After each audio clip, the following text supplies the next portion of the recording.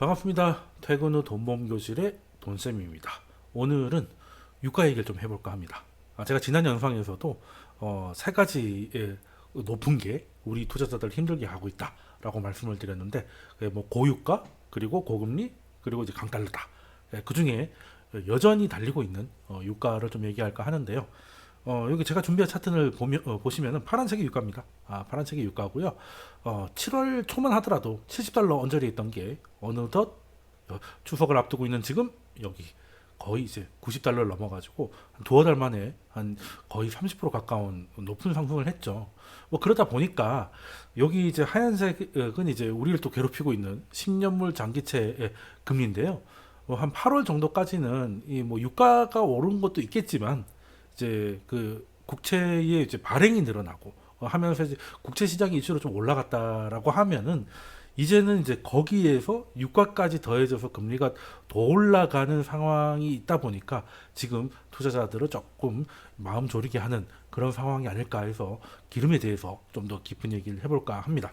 지금 뭐 외신뿐만 아니라 지금 뭐 90달러 너무 쉽게 넘어서다 보니까 이대로 가면 이제 100달러도 갈 수 있는 거 아닌가? 뭐 그런 얘기가 나오고 있고요. 그러면 이제 스태그플레이션이라는 우리가 가장 두려워하는 단어가 그 현실이 되지 않겠느냐라는 우려감들이 일단 많습니다. 많습니다. 근데 일단 어떻게 100달러가 다시 얘기가 나왔나를 좀 봐야 되겠는데요. 가장 뭐 일단은 여러 가지가 이유가 있겠지만 뭐 일단 무조건 가격이 올라가는 데는 이제 뭐 수요적인 측면이 있고 그리고 공급적인 측면이 있을 겁니다. 이제 수요가 좋아진다는 건 이제 경제가 좋아지면 그만큼 기름 쓸 일이 많으니까 기름값도 올라가는 것이고요. 그게 아니라 경제 상황과 무관하게 공급에 문제가 생겨서 이제 공급이 더 늘기보다 주로 차질을 얘기하겠죠. 차질이 발생을 하면은 이 경제 상황이 좋지 않은데 기름이 올라가서 굉장히 힘든 상황이 되지 않냐라는 게 지금 우려의 이제 핵심 근원 같습니다. 그럴 만도 한 게 지금은 이제 약간 공급 이슈라고 좀 봐야 되겠죠. 봐야 될 겁니다. 물론 뭐 70달러까지 내려가는 데는 경기가 좋지 않을 거기 때문에 유가는 당연히 내려갈 거라는 그 이야기가 있었는데 지금은 이제 경기 침체 얘기하시는 분들은 별로 없으니까 그 상황에서 이제 그 이제는 경제가 오히려 더 강한 게 문제가 아니냐. 수요가 만만치 않은 거 아니냐. 뭐 이런 얘기도 좀 나오고 있고 그리고 그 지금 이제 그 사우디 같은 경우는 물론 이제 독자적으로 가장 감산을 많이 하고 있지만 물론 한 연말에 아람코의 지분을 이제 추가 상장하기 위해서 그게 잘 되려고 하면 이제 기름값이 좀 높아져야 되니까 이제 감산을 원래 그 연말까지 연장을 한 게 가장 큰 이슈가 될 것이고요. 그뿐만이 아니라 지금 현재 감산을 주도하고 있는 건 사우디지만 이게 좀 확산될 수 있다는 우려감이 있습니다. 그러니까 지난달에 이제 그 브릭스가 회의가 있었는데 여기 기존에 이제 브릭스라고 하면 뭐 러시아 뭐 그 뭐 차이나 뭐 이렇게 줄여가지고 브릭스잖아요. 브라질 뭐 러시아 뭐 이런 식으로 이게 줄여가지고 러시아인데 여기에 파란색 그러니까 이제 6개 국가가 다 포함되는 쪽으로 가고 있습니다. 뭐 이제 사우디도 포함되고요. 이란 뭐 아랍에미레이트, 이집트, 에티오피아, 아르헨티나 뭐 이런 쪽인데 일단 사우디하고 아랍에미레이트니까 만약에 브릭스가 지금 약간 뭐 브릭스 코인이니 뭐 하면 약간 달러 패권에 대한 좀 도전 아닌 도전을 하는 것 같은 기분인데 이게 또 물론 뭐 브릭스 화폐가 달러에 뭐 잽이 되겠습니까만은 그래도 애들이 지고 있는 게 기름이지 않습니까? 이제 기름이니까 러시아도 마찬가지고 그렇게 되면 이제 그 오펙을 넘어서는 그 감산의 좀 새로운 주체가 생기지 않을까 하는 우려감도 좀 생기면서 또 거기다가 이제 사우디 그 추가 상장 이슈가 더 더해지면서 이제 공급에 대한 우려감이 좀 커지고 있는 모습인 것 같아요. 그러면 브릭스가 한 6개 국가 정도가 더 늘어난다면 어느 정도 힘을 가지게 될까?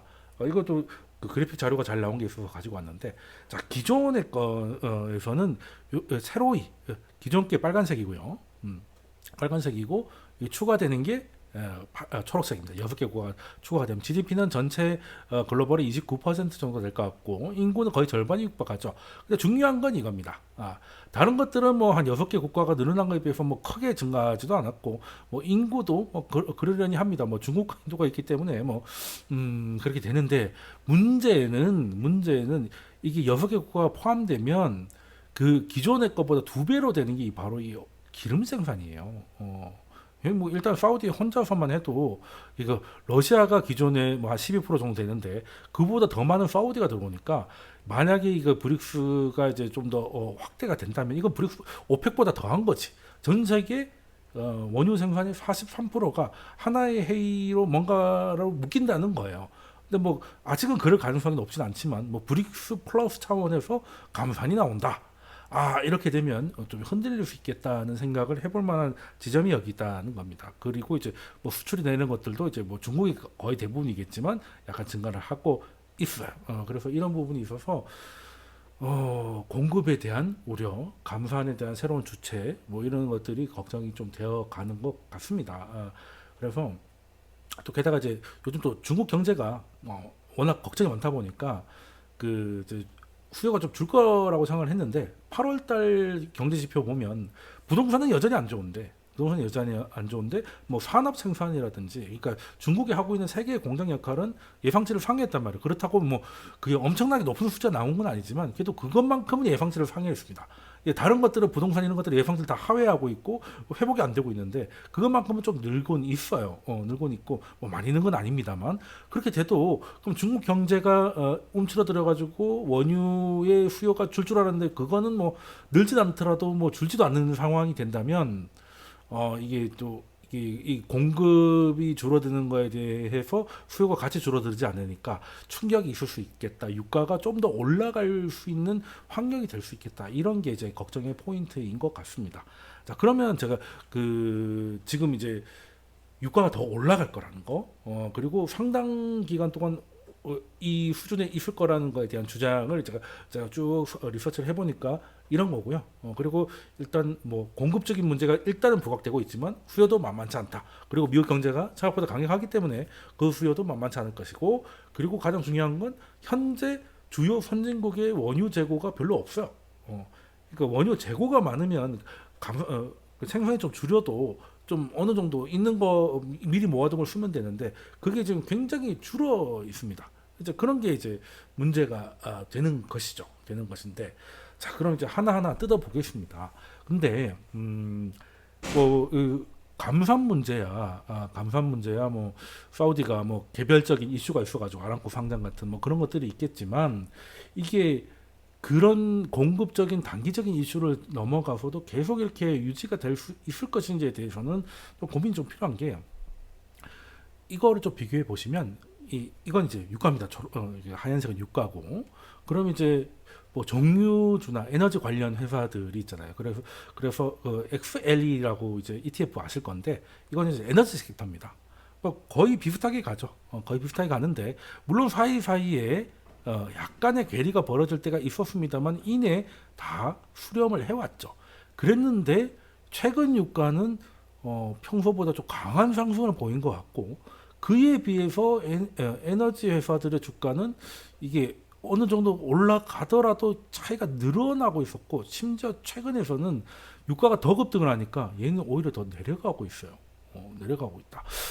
그러면 일단 만약에 이 상황이 굉장히 오래되고 100달러를 넘어가고 100달러를 넘어서 오래 있을 것 같다라고 하면 사실 이제 얘가 올라가서 괴리를 줄이겠죠. 근데 그게 그럴 가능성이 현재 높은 그림이 현재는 아닙니다. 그죠? 그러니까 얘가 내려오든지 얘가 올라가든지 이 언젠가는 이 괴리를 수렴하게 될 것인데 그러니까 얘가 내려올 확률이 높냐 얘가 올라올 확률이 높냐 요걸 한번 따져보자는 겁니다. 그러면 단기적으로 이렇게 괴리가 많이 나는 데는 대부분에 보면 이제 수급 이슈가 많죠. 수급 이슈라는 건 이제 진짜 이제 원유가 필요해서 막 더 오르기 전에 사자. 그러니까 예를 들어서 그럴 수 있죠. 뭐 유가가 어느 정도 올라갔는데 좀 내려가나 했더니 다시 전고를 뚫고 올라가니까 이렇게 되면 피곤한데 나는 어찌됐든 기름이 필요하니까 기름 좀 사야 되겠군이라고 해가지고 또 오히려 또 사는 사람들이 있어서 그 수요를 땡겨온 것이죠. 그것 때문에 올라가는 것도 있고 그리고 일반 투자자들 원유가 오를 것 같으니까 원유 선물을 매수해가지고 여기서 차익을 보려는 사람들이 있을 수 있잖아요, 그죠? 그렇게 되면 이제 거기에는 또 개인 투자자들도 있겠지만 주로 이제 헤지 펀드들이나 조금 이렇게 그래도 국지 있는 애들이 이제 많을 텐데 아니나 다를까 이 시점에 헤지 펀드들이 이제 원유롱, 그러니까 원유가 더 올라가면 수익 나는 그런 포지션을 많이 취하고 있습니다. 이게 또 양면적인 측면이 있는데 계속 오를 것 같으니까 이제 샀겠죠.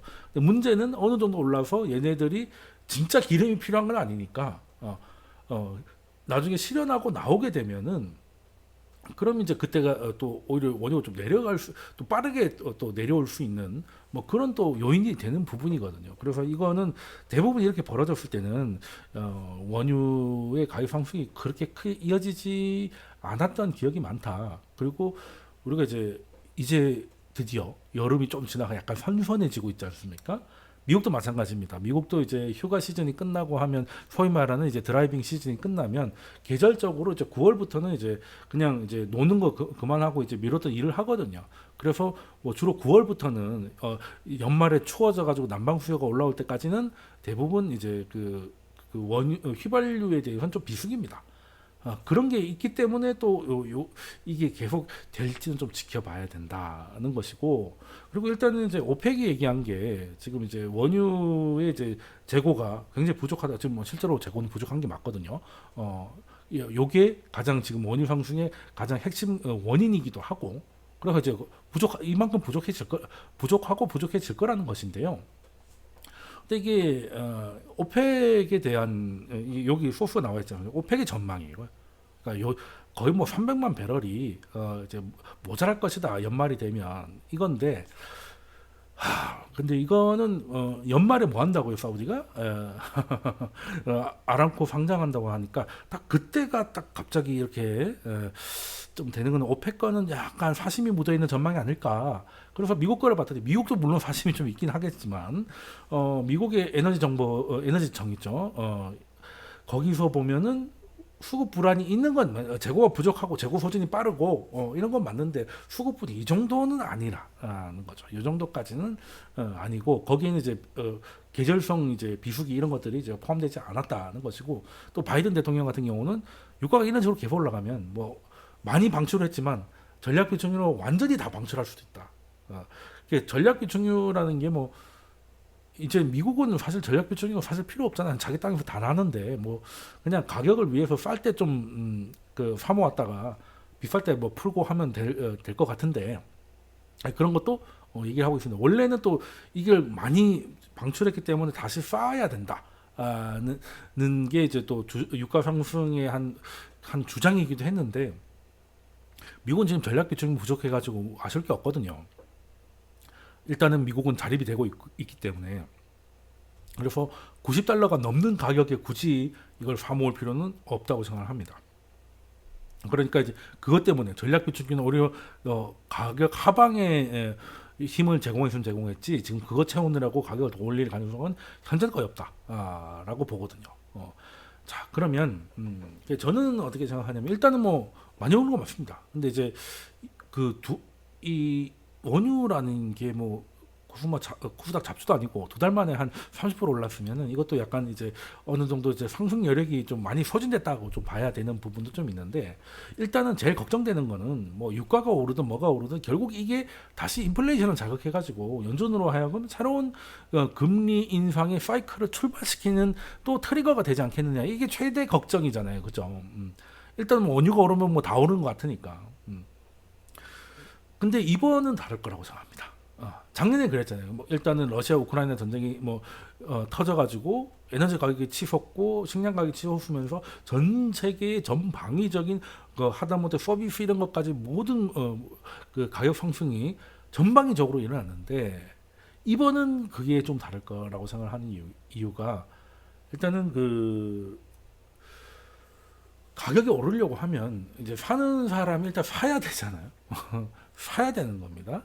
사야 되는 건데, 그때는 이제 내가 살 수가 있어서 계속 사면은 이제 올라가는 것인데, 이제 그게 아닌 경우가 좀 다를 수 있긴 해요. 물론 유가가 정말로 뭐 그냥 보란 듯이 $100를 넘어버린다거나 뭐 이것 때문에 결국에는 또다시 또 에너지나 식량 물가를 제외한 다른 소위 말하는 코어 근원 물가까지 이제 전방위적으로 다시 끌어올린다면 이제 매크로 거시 경제에 대한 판단을 완전히 달리 해야 된다는 건 동의해요. 그건 맞습니다. 이건 새로운 시작이거든요.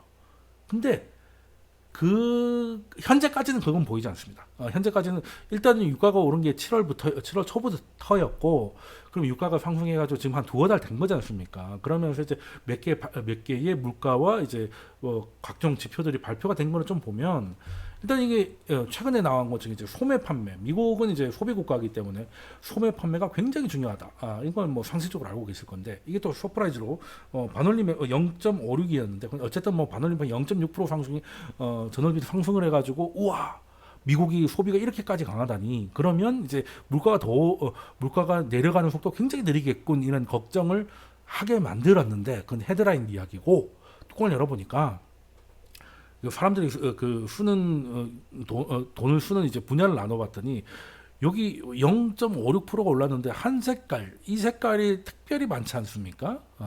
여기 뭐예요? 주유소입니다. 그러니까 0.56이 올랐는데 그 중에 0.393이 주유소예요. 그죠? 그럼 일단은 물론 뭐 예상은 0.2% 상승, 그러니까 다 합쳐서 0.2% 상승을 하려고 했는데 상승할 걸 줄 알았는데 0.56 상승하면서 굉장히 뭐 놀라게 한 건 맞아. 근데 이게 주유소에서 쓴 돈이 많다니까 이걸 빼버리면 0.18이에요. 물론 뭐 기름을 이제 안 쓸 수는 없겠지만, 기름이 올라서 증가한 부분만 빼면 그 예상값하고 거의 똑같습니다. 예상이 0.2% 상승인데 주유소 빼면 0.18이니까. 그리고 그 원유 가격이 오른다고 해서 즉시 이제 휘발유 가격이 오르는 건 아니고 약간의 한두 주 정도의 이제 시차가 있는데, 이게 일단은 휘발유 가격도 원유는 7월 초부터 올랐지만 미국 소비자 입장에서 휘발유 가격은 이제 7월 말부터 오른 거거든요. 그래서 이제 본격적으로 주유소에다가 바쳐야 되는 돈이 늘어난 건 이제 8월입니다. 그래서 이거를 이제 8월 CPI로 좀 발표된 걸 좀 조정을 해가지고 소매 판매를 이거 다시 계산해 보면 그 주유소에서 오른 만큼의 주유소가 차지하는 비중이 그만큼 높아지기 때문에 오히려 감소가 나와요. 오히려 감소가 나옵니다. 감소라고 하긴 좀 웃긴데 0.07% 감소고, 그리고 이제 뭐 근원만 보더라도 뭐 0.1% 감소로 나오거든요. 그러니까 지금 이제 아직은 반영되지 않은 8월 CPI의 휘발유 가격을 지금 발표된 소매 판매에다가 얹으면 그렇게 된다는 거죠. 그럼 이제 다음 달에는 이제 그런 이거랑 비슷한 역시 요거 빼면 다른 것들은 오히려 감소되는 측면으로 바뀐다라는 거예요. 그러면 아니 뭐 기름값이 오르든 뭐가 오르든 오르면 오르는 것이고, 그러면 물가를 자극하는 거 아니냐, 그렇게 생각하실 수도 있는데요. 그거는 제가 좀 전에 말씀드렸던 것처럼 22년 초반만 하더라도 21년까지 굉장히 호황장이었잖아요, 미국 기준으로. 그리고 이제 코로나 때문에 현금 지원 받은 것도 많아요. 예, 그리고 물가가 좀 이제부터 좀 지금보다 물가가 좀 낮았고 금리도 낮았어요. 그러면 그때는 유가가 올라가면 유가에 대한 비중도 느리고, 그렇다고 해서 다른 걸 줄이지 않죠. 전반적인 소비 자체가 늘어나는 것이지. 그게 계속되면 경제가 강하기 때문에 인플레가 계속 이어진다, 이게 되는데, 지금은 이제 사람들이 돈이 별로 없습니다. 그리고 이제 그 학자금 대출 막아주던 것도 이제 갚아야 되고요. 그리고 이제 그 쌓아놨던 그 초과저축이라고 하는 뭐 약간의 여유 자금도 거진 다 소진이 된 상태입니다. 그런 데서 기름값이 오르면 사람들은 어떻게 해요? 기름값이 오른 만큼 다른 걸 안 쓰게 되죠. 예전에는 어떻다? 기름값도 오르지만 왜 이렇게 올라 하면서 할 거 다 했단 말이에요. 그러니까 이제 유가가 뭐 모든 경제 밀어 올릴 수 있지. 이것도 오르고 저것도 오르고 내 월급 빼곤 다 오르네. 뭐 사실 월급도 올랐습니다만 뭐 그렇게 되고 나니까 이제 물가가 올라가신 건데, 지금 이제 사람들이 여기서 올라가면 요건 빼야 되거든. 그런 상황이거든요. 그러니까 CPI에서 기름값이 차지한 게 한 7% 정도 돼요. 그럼 7%의 비중은 올라가는데 다른 것들은 오히려 까진다니까. 내가 오늘 어디 좀 가려고 했는데 때마침 기름 없다고 해가지고 주유소 갔더니 리터당 2,000원이에요. 그러면 이제 갑자기 그 이후에 오늘 뭐 좀 하려고 했는데 이제 좀 이렇게 손이 쪼그라들게 되는 거죠. 1,700원 뭐 이 정도 있다 2,000원 정도 돼버리면 결과적으로 내가 쓰는 돈은 오히려 결과적으로 내려갈 수 있어. 이게 여기서도 드러나고 있다니까요. 드러나고. 다른 것들 보면 요거 주유소 요거 빼면 전부 다 납작해졌죠. 납작해졌죠. 그리고 그 이후에 올라갔던 걸 포기하면 어떻게 된다고? 오히려 나머지 것들은 더 마이너스로 감소한다. 그러니까 기름값은 더 오를지언정 다른 소비는 줄인다. 이렇게 되면 오히려 고유가가 물가를 잡아버려요. 사람들이 돈을 안 쓰니까. 언제는 사람들이 뭐 그 수요가 강하고 소비가 강해서 물가가 잘 안 내려온다고 했잖아요. 그거를 유가가 잡아줄 수도 있다니까. 지금은 다 살 수 있는 환경은 절대 아니다. 그 긴축이 시작되기 그때 막 시작될 때랑 인플레가 막 시작될 때 그때 사람들이 지갑에 여윳돈이 많았던 그 시절하고 지금 계산은 좀 달리해야 된다라는 것이죠. 그리고 전체 물가 오른 것 중에서도 이제 근원 물가 이제 에너지하고 식량을 뺀 거죠. 거기에서도 오른 게 근원 물가가 오른 게 0.2% 그러니까 0.2 말이고 0.2%인데 0.2%가 올랐는데 그러면 거기서도 0.2%는 뭐 때문에 올랐냐? 이걸 또 이제 세부적으로 좀 보게 되면은 이거는 또 여기서 0.12% 그러니까 0.2 0.2% 0.2%가 왜 이렇게 발음이 안 되지? 죄송합니다. 다시 한번 입이 꼬여서 다시 한번 정리를 해드리면 전체 물가에서 근원 물가가 오른 거, 근원 물가가 오른 거. 그러니까 지금 많이 올랐다는 기름값 그리고 또 식품값은 근원이 아니죠. 그거 빼고 근원 물가가 전체 물가를 끌어올린 게 0.2% 정도 돼요. 근데 거기에서 0.2%에서 그 중에 한 절반쯤 되는 0.12%도 사실 운송 서비스인데 운송 서비스라고 하면 거기 뭐가 포함되냐면 이제 뭐 여하튼 뭐 자동차 관련입니다. 운송이니까. 근데 어떤 거냐면 이제 이번에는 그 자동차 보험료가 많이 올랐어요. 일단은 차값이 좀 비싸진 것도 있겠지만 이 코로나 때는 아무래도 잘 안 움직이다 보니까 그 교통사고 위험률이 떨어져요. 교통사고 자체가 떨어지니까 그래서 보험료가 좀 내려갔어요. 위험률이 떨어지니까. 근데 이제 다시 나와가지고 돌아다니기 시작하니 위험률이 원래대로 돌아왔겠죠. 근데 원래대로 돌아왔는데 그 기준이 되는 지난해에는 오히려 낮았으니까 그래서 그것 때문에 그 자동차 보험료가 오르고 뭐 이런 것들도 영향을 많이 줬거든요. 그래서 자동차 보험료는 한 3년 코로나가 이제 한 3년쯤 됐죠. 그 전과 후로 지금 한 18% 정도, 거의 20% 정도로 올랐고, 그리고 이번에는 또 뭐 미국도 별의별 뉴스가 다 있었잖아요. 뭐 하와이에 불 나고 그렇게 되면 주로 어떤 일이 벌어집니까? 이상 기후가 일어나 주로 차들이 떠댕겨가고 막 그러잖아요. 그럼 그거 어떻게 하겠어요? 이상 기후들도 물론 뭐 천재지변은 또 뭐 다르긴 다르겠습니다만 그것 때문에 일어나는 위험률도 높았기 때문에 사실 따지고 보면 근데 이거는 일회성이잖아요. 그러니까 자연재해가 계속될 수는 있겠지만 뭐 그건 이제 기후 위기 때문에 계속될 수는 있겠지만 자동차 사고 위험률이 갑자기 올라간 거는 이 코로나 때문에 묶어놨다가 풀려나는 이 효과가 있기 때문에 근데 이걸 다시 안 할 거 아니에요. 그럼 이건 일회성이라는 거지. 그러면 근원 물가가 오른 것도 사실 절반은 일회성 요인이고 그리고 그 외의 것들은 헤드라인 물가, 기름값까지 포함한 헤드라인 물가는 사실 기름값이 다 했다. 그러면 막말로 기름값만 어떻게 좀 빠지면 물가는 오히려 확 내려갈 수도 있는 그런 상황입니다. 그런 상황이고 뭐 경제가 좋아서 그리고 수요가 강하다는 얘기를 좀 최근에 좀 많이 들으셨을 텐데 그 뭐 GDP는 좀 천천히 발표가 되니까 요즘 많이 보는 애틀란타 연준의 GDP 나우가 있잖아요. 그게 한때는 뭐 3분기 그 경제 성장률 전망치 최고점이 5.9였습니다. 5.9. 그랬는데 지금 한 4.9 정도로 이제 창보다 빨리 빠졌죠. 4.9도 결코 작은 건 아니지만 5.9에서 꽤 많이 빠진 겁니다. 그러면 이것도 미국 경제가 이제 조금씩은 슬로우 다운하는 게 여기서도 좀 나타나고 있구나라고 보는 것이고 그리고 일단 물가라고 하면 특히 연준과 파월이 중요하다고 생각하는 근원 물가에서는 대부분 주거비가 가장 중요한데 주거비는 이번에 발표한 CPI만 보더라도 전월 대비 0.28% 정도 상승을 했어요. 예, 물론 상승을 했습니다만 21년 8월 이후로 최고로 낮은 상승률이에요. 그러니까 즉 하락세가 아직 마이너스까지는 안 갔지만 하락세가 확인이 되고 있다는 거거든요.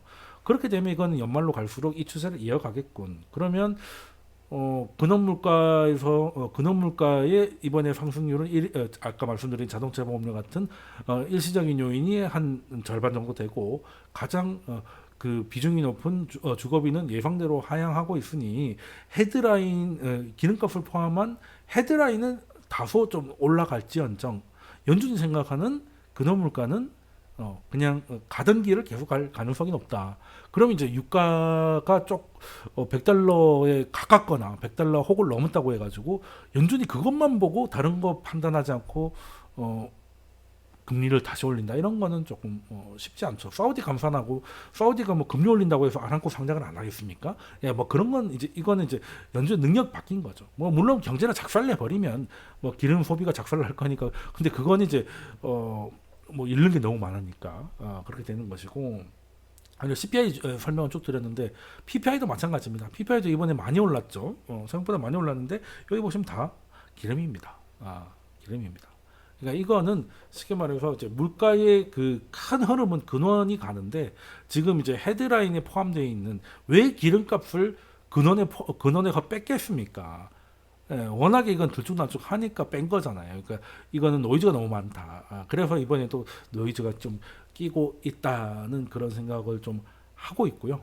하고 있고 그리고 이제 또 중국 이야기 아까 초반에 좀 말씀드렸는데 그 중국이 부동산은 나쁘더라도 어쨌든 이제 경기는 이제 바닥을 찍고 오히려 이제 어쨌든 부양을 좀 할 거니까 좀 살아날 것이고 그러면 선진국 또 원유 재고가 부족하고 한 상황에서 지금 중국이 계속 소비를 이어가면 약간의 감산에도 쇼크를 받을 수 있지 않겠느냐. 예, 물론 뭐 지당하신 말씀인데 일단 중국에 대해서는 하나 알고 가셔야 될 게 하나 있습니다. 일단 중국이란 나라는 경제가 좋을 때 보통 우리가 상식적으로 생각하기에는 경제가 좋으니까 경제가 좋으면 당연히 그 뭔가 만들어내서 팔아야 되잖아요. 그러니까 일단 그 원자재 대표 주자인 이제 원유의 수입이 늘 것 같고 경제가 나빠지면 줄 것 같은데 중국은 의외로 그렇게 하지 않습니다. 중국은 철저하게 싸면 많이 사고요. 비싸면 안 삽니다. 굉장히 간단해요. 굉장히 간단해요. 그러니까 어느 정도 재고는 있으니까 싸면 많이 사놓고 근데 가격이 올라간다 그럼 잘 안 삽니다. 그러니까 지금 중국은 사실 경제 상황하고 원유 수입량하고의 상황이 생각보다 높지 않다. 오히려 유가가 훅 내려갈 때 받쳐준 역할을 하고 또 많이 올라갈 때는 좀 덜 올라가는데 힘을 빼주는 역할을 오히려 하고 있더라는 거고. 그래서 지금 중국이 줄이고 있을 거라는 예측은 가능하죠. 근데 그 뭐 실시간으로 알 수가 없으니까 우리가 예측할 수 있는 거는 일단 최근에는 뭐 원유랑 원유 다 올려요. 뭐 북해산 브렌트유는 더 올랐고 하니까 그러면 이제 러시아산 우랄 원유도 올랐거든요. 올랐습니다. 여기 보시면 올랐는데 문제는 그럼 러시아산이 많이 올랐으면 똑같은 양을 팔아도 러시아는 돈을 많이 이 정도 많이 벌었겠죠. 근데 경상수지가 생각보다 좋지 않습니다. 이건 전년 대비가 아니거든요. 경상수지거든요. 왜 그럴까? 일단은 러시아 거는 이제 우리나라 같은 데는 안 사니까 러시아를 지금 최근에 가장 많이 사는 고객이 중국과 인도잖아요. 그러면 이제 가격이 올라서 중국이나 인도가 수입량을 줄였으니까 러시아의 경상수지가 별로 좋지 않다라는 거를 그러니까 그렇게 추측이 가능한 거죠. 특히 여기는 그냥 여기저기서 사는 게 아니라 특정 나라가 많이 사고 있으니까. 그래서 일단은 제가 생각하는 거는 일단은 원유가 그렇다고 뭐 빠르게 내려가기도 쉽지는 않을 겁니다.